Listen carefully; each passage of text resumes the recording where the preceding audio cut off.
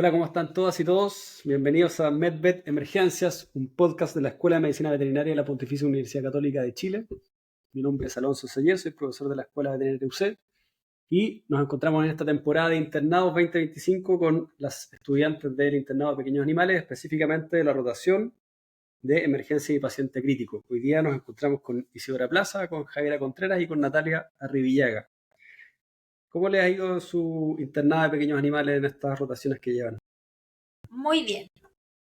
Muy bien, nada más Sí, que decir. no, de verdad hemos aprendido mucho y ha sido una instancia de verdad para ver casos clínicos todos los días y saber cómo qué estudiar, motivarnos, Cómo abordar los generalmente. pacientes también, qué exámenes solicitar, qué tratamientos son los más comunes que se instauran en las clínicas, cómo cada clínica funciona, todas funcionan muy diferente.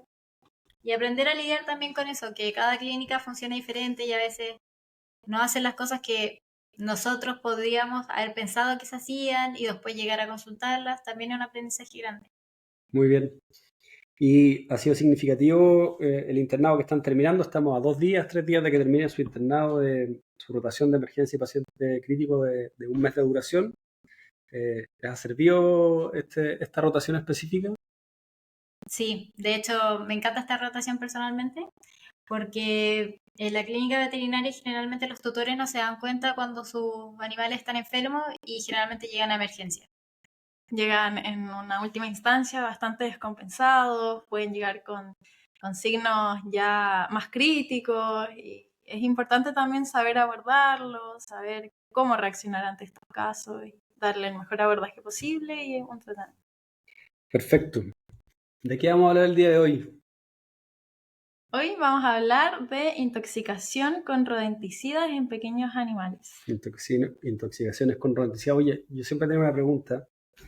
Un, un, un perro, un gato que se coman un ratón, por ejemplo, que consumió rodenticidas, ¿puede intoxicarse también con rodenticidas?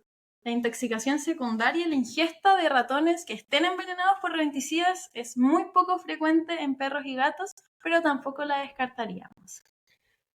Bien, lo primero que vamos a preguntar, ¿cómo llega el paciente intoxicado por rodenticidas a la clínica? ¿Cómo el tutor, la tutora se da cuenta que tiene que llevar a su animal, a su mascota, a su parte de la familia, ¿cierto? Que es su animal. ¿Por qué tiene que llevarlo a la clínica? Probablemente cómo lo ve o cómo la ve y por ende decide llevarlo.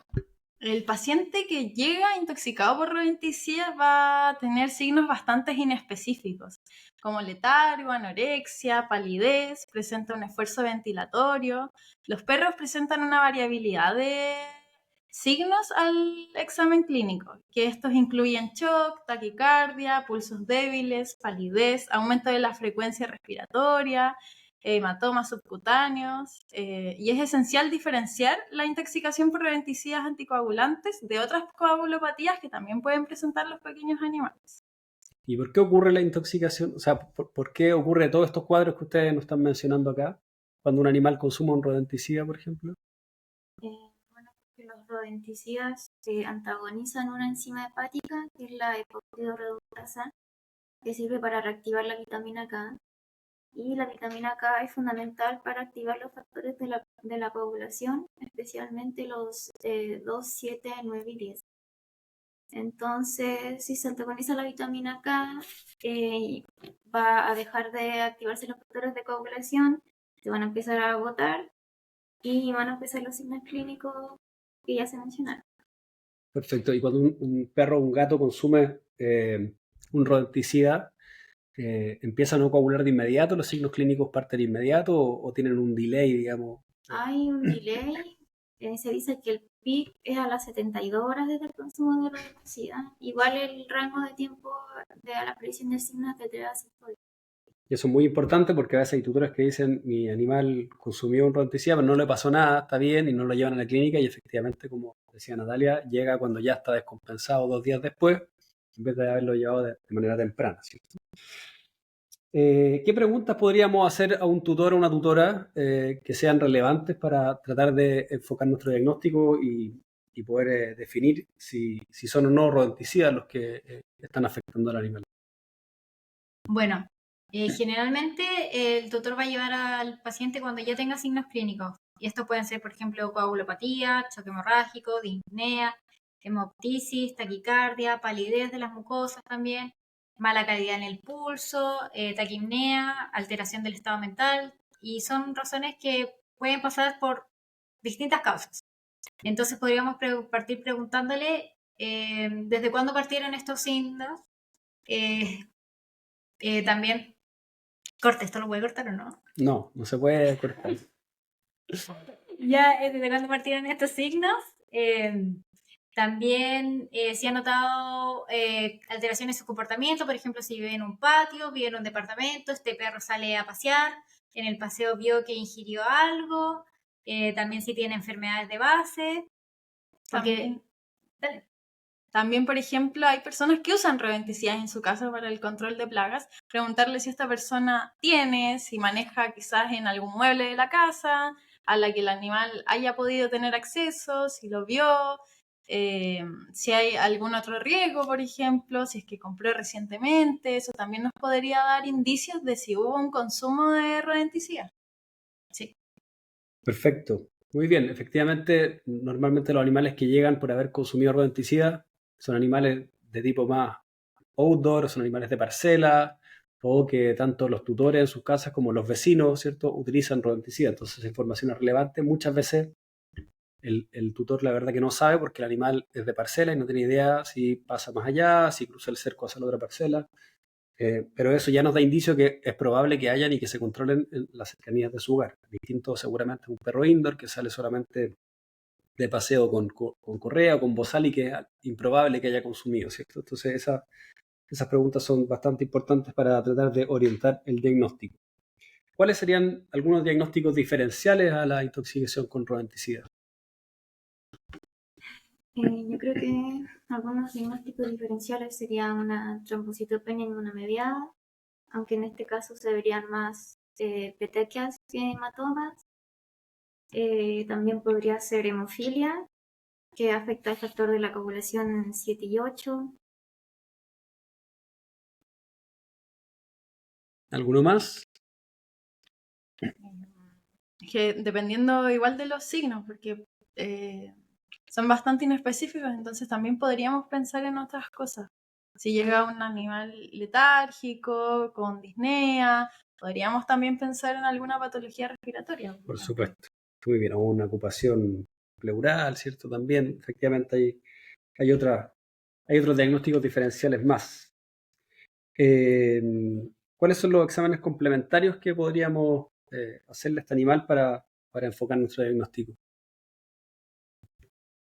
Bueno, el diagnóstico de nuestros pacientes podríamos tomar hemogramas para ya, yo sé que va a ser corte. ¿Lo decía yo? Porque yo decía cómo realiza el diagnóstico de estos pacientes. Sí. No, yo digo cómo tratamos a estos pacientes, no lo digo yo. Por eso. Pero no lo digo yo. Por si acaso esto no se va a cortar, así que pueden seguir discutiendo. Ya, bueno, Ya, continúa.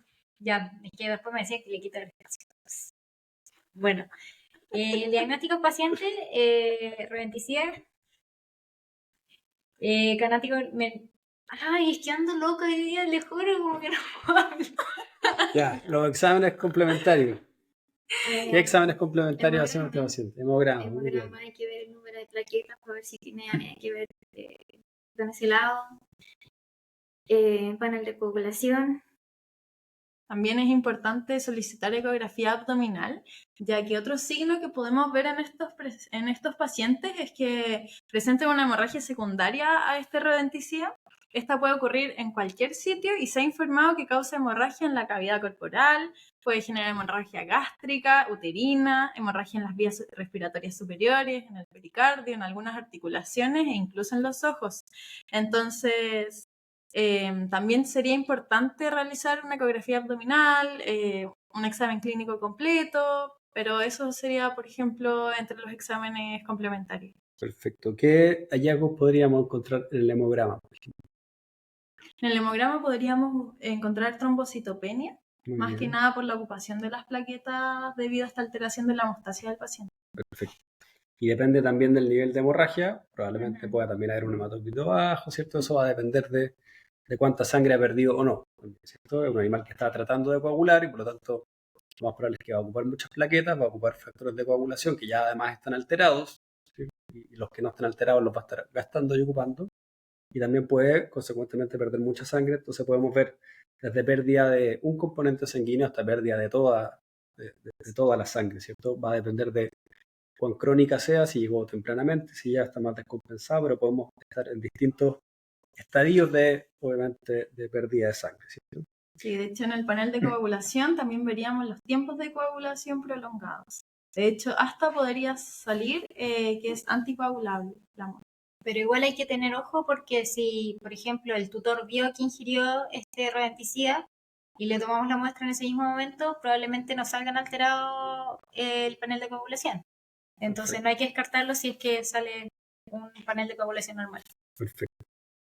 ¿Algún examen complementario más que ustedes harían? Sobre todo, tal vez no para enfocarlo solo en intoxicación por rodenticida, sino para descartar otros exámenes complementarios, otros diagnósticos diferenciales. Para descartar, por ejemplo, que este paciente tuviese trombocitopenia inmunomediada, podríamos hacer el test de COMS. Ya, perfecto. O sea, también no solamente vamos a hacer exámenes diagnósticos pensando en que solamente es una intoxicación por rodenticida, sino que también vamos a tratar de descartar, ¿cierto?, algunas otras causas de trombocitopenia, ¿cierto?, otras causas de hemorragia, de anemia o de otras intoxicaciones también, ¿ya? Bien, ¿cómo tratamos a este paciente? ¿Cómo estabilizamos a este paciente si viene bastante descompensado, que es una condición común? En la clínica llegan muchos pacientes bien descompensados por intoxicaciones por rodenticida. ¿Cómo podemos estabilizarlos rápidamente y tratarlo, tratamiento definitivo finalmente para tratar estas intoxicaciones? Bueno, como tratamos al paciente también va a depender en los tiempos, porque si el paciente, por ejemplo, sabemos que ingirió el rodenticida y llega dentro de la primera hora, podemos inducir el vómito, pero de una manera más segura, colocándole una sonda esofágica, pero eso bajo la supervisión del médico veterinario. Tratar de no hacerlo en las casas, sino que si uno ve que esto ocurre, llevarlo al médico veterinario. También posteriormente, ya teniendo esa certeza, podemos inyectar vitamina K. Y al mismo tiempo, suplementar el tratamiento entregando carbón activado para que en el caso de que pasara más tiempo, más horas, ya inducir el vómito no es útil porque ya pasó el estómago. Entonces, en ese caso, sería bueno entregarle al animal carbón activado para que pueda absorber todo lo que quedó del rodenticida. También en ese caso se pueden hacer enemas, todo con el fin de que lo que no ha absorbido todavía lo absorba el carbón activado. Pero por eso va a depender de los tiempos. También si en X caso que la clínica tuviera solamente vitamina K de forma oral, que también se indica de forma parenteral o enteral, tener ojo con la suplementación del tratamiento con carbón activado.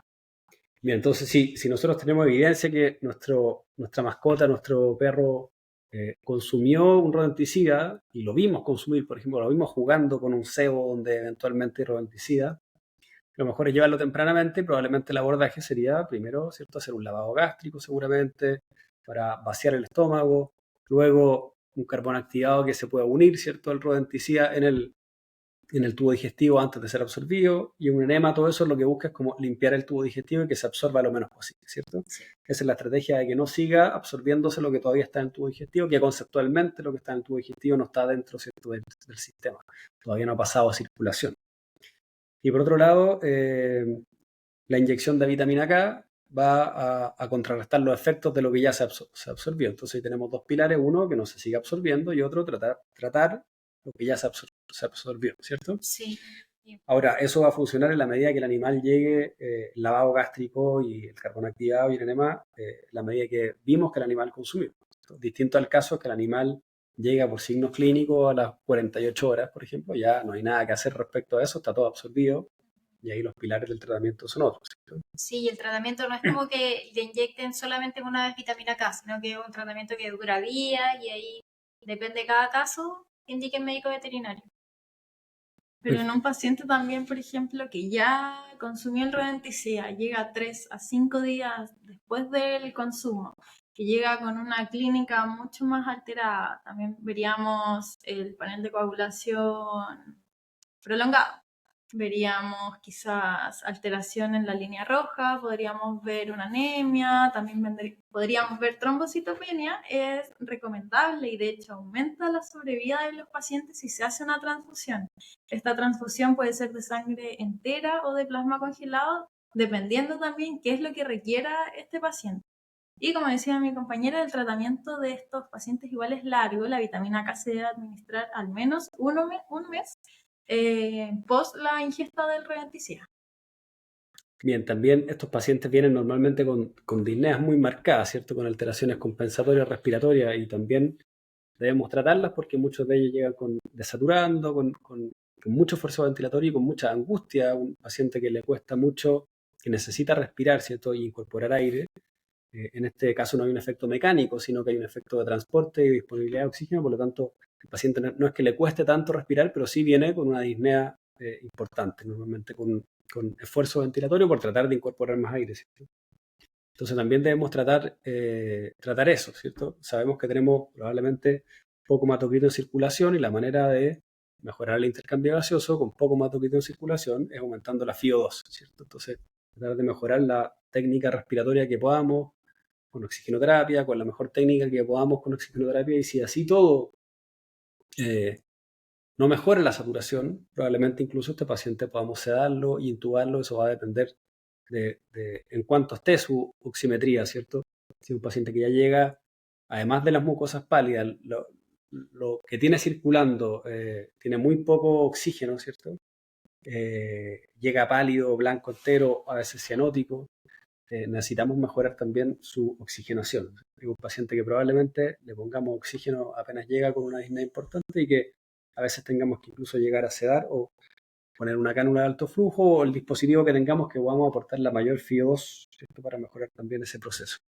Entonces un paciente que lo vamos a estabilizar desde el punto de vista respiratorio, vamos a estabilizarlo desde el punto de vista de su coagulación, podríamos, como bien ustedes dijeron, hacer una transfusión, ya sea de sangre entera o tal vez de un hemodiderivado específico, o de plasma y concentrado de plaquetas. Bueno, va a depender de cómo esté también su hemograma, ¿cierto? La transfusión va a depender en estricto rigor de qué es lo que le falta al paciente y vamos a suplementarlo, por supuesto, más la vitamina K. ¿Cómo es el pronóstico de este paciente? Si logramos estabilizarlo, iniciamos el tratamiento, el paciente lo logramos compensar en las primeras 24, 48 horas, ¿cuál va a ser su pronóstico?